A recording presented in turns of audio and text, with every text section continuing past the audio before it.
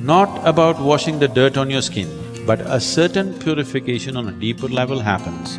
In line with your ears, here, at that point you put little cold water. Once your cellular structure is charged with energy, it will remain youthful for a very, very long time.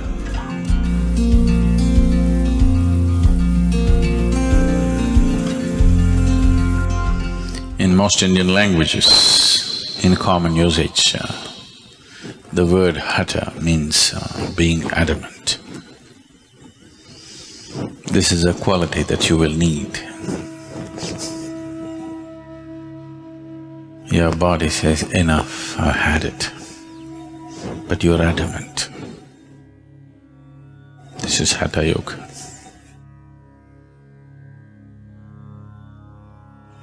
Your mind says, I give up, I can't do this anymore. But you are adamant, you simply do it. So Hatha Yoga is about creating a body which will not be a hurdle in one's life.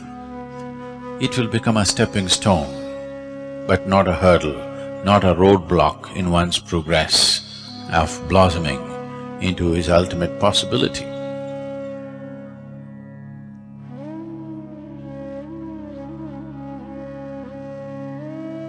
So simple tips.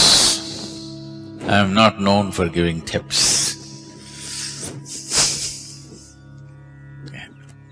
Bad reputation I have, but simple tips.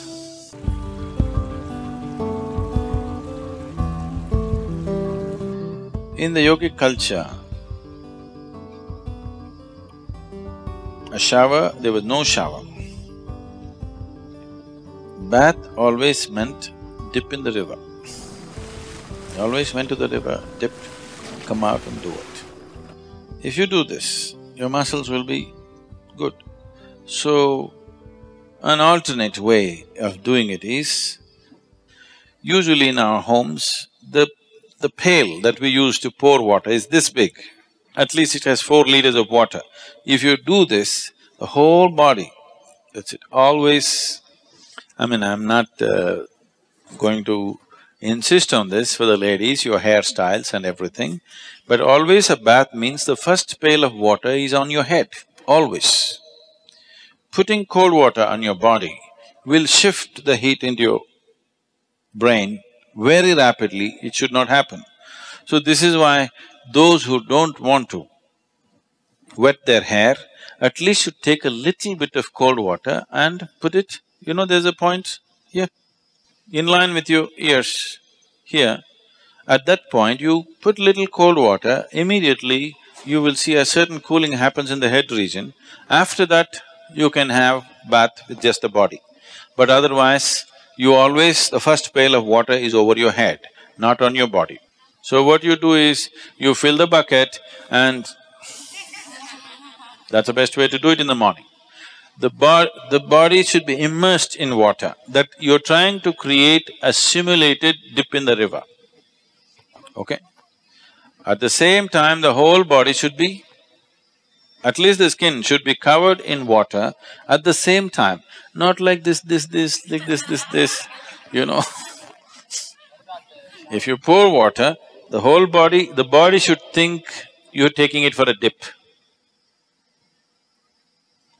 So, if you pour like this, there is a certain coolness in the system and muscles become very flexible. Shower can do it too, if the shower is forceful enough, or at least if the volume of water is good enough, shower can easily do that.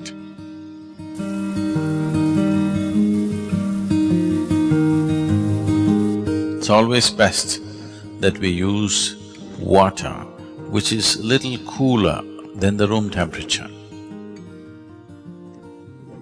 Just a certain volume of water to flow over you, or to be immersed in a water which is cooler than room temperature. Because if this happens, one thing that happens on the surface is the cells, the epithelial cells will contract. When they contract, they open up all the pores. the pores between the cells will open up. The cells themselves have pores. We don't want that to open. That will open if you put it in warm water. If you dip your body in a hot water tub, the cells will open up and take in water. That is not always a good thing to do. You put the body in cold water, the cells will contract, the in-between spaces will open, and that's important for practicing yoga.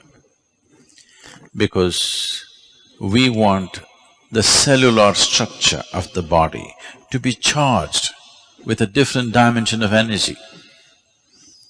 If the cells contracts and it allows space and then you practice your yoga, then the cellular structure in the body is charged. Why one person seems to be far more alive than the other is essentially because of this. And once your cellular structure is charged with energy, it will remain youthful for a very, very long time. When people are thinking, why the old bugger is still not dead, you still feeling like you're 25.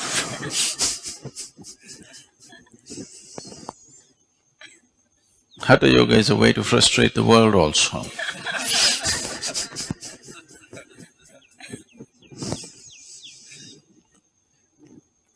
So, water which is cooler than the room temperature, in India, it is in South India at least, it's not so much of a problem. The water is always in that temperature, ideal place. But if you're in a colder country, if you're in a temperate climate, the water may be too cold. That is not good.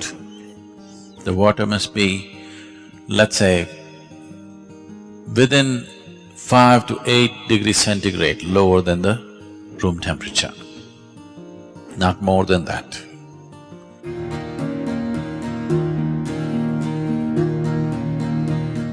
So if you have a tendency to catch cold initially, first couple of weeks, you put a spoon of eucalyptus oil in the water, cold water, and pour it over you. You will see your cold will go away, not because of the eucalyptus oil, just because of the cold water.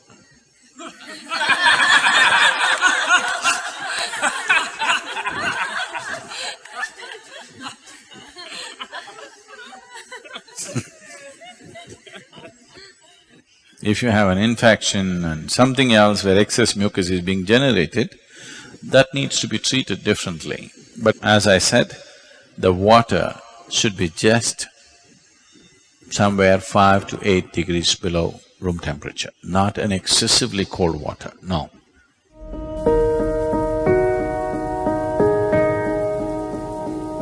If there's any kind of interaction, any kind of mingling and mixing of whatever kind, if you're in a crowd for too long, when you go home, first thing is shower.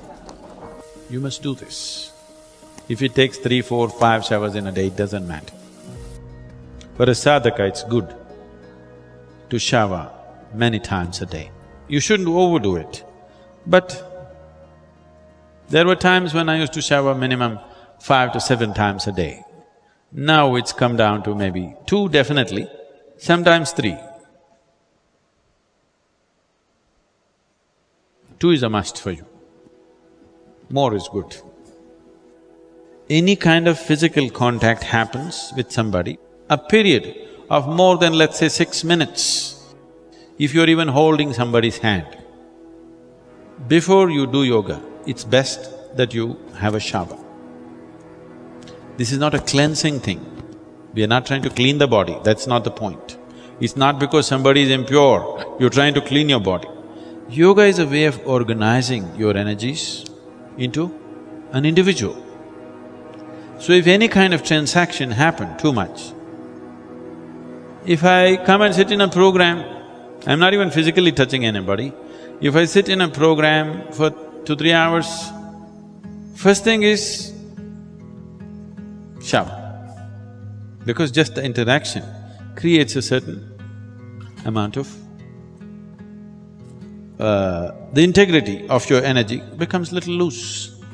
So at any time, First thing when you go home, shower. Shower need not mean soap, shampoo, this, that. A bucket full of water, boom. Just water flowing over, it purifies. How does water purify? Without washing and scrubbing? Not like that. You know, in nuclear reactors, they're using certain metals, particularly metals like titanium and even platinum and few other things. If they want to purify these metals, they want metals in the purest form. In the normal laboratory process, they can only purify to a certain point, beyond that they're not able to purify. So what they do is, you make a rod of this metal and make another ring. Just move it up and down without touching. Just do this. You will see the metals will get purified. So 72% of your body is water. You just throw water over this, there is a certain purification. Not about washing the dirt on your skin, that is anyway there, that's a different thing. But a certain purification on a deeper level happens, just allowing water to flow over you. Have you seen, suppose you are very tense on a particular day, when you go and stand under the shower, you don't want to come out, you want to just stay there for some time. Those 3 minutes or 5 minutes in the shower hasn't solved any problem in your life, but when you come out, it looks like it's gone. You're like born fresh. Have you noticed this? You feel it's all gone because all that's happening is, this is largely 2/3 of it is water. If just water flows on this, certain things will change.